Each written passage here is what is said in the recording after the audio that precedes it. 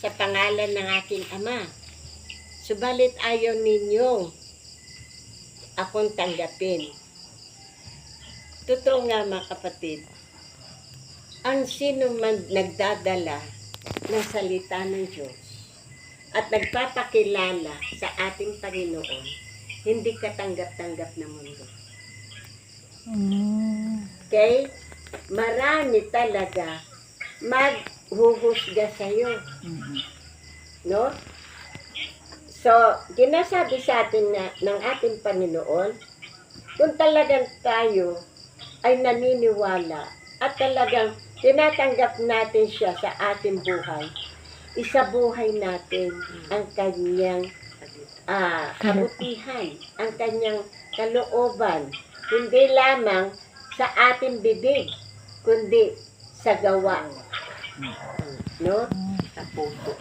Sa puso. Paano kayo maniniwala sa akin kung ang hinahangad ninyo ang papuri ng isa't isa?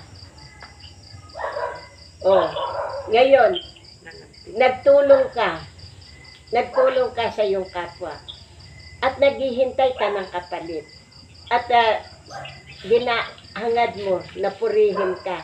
Pag hindi ka i-acknowledge at hindi ka gipuri, di ba magtatampo ka? Katulad sa simbahan, pag hindi nabanggit ang pangalan na si Fulano nagbigay ng ganito, magsasabi, uy, di man ako binanggit. Yung iba binanggit.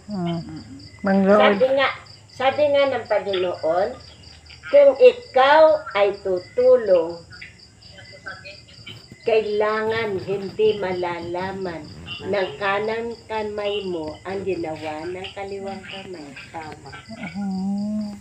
Anak. So, ang sinasabi ng ating Panginoon, gumawa ka ng kabutihan na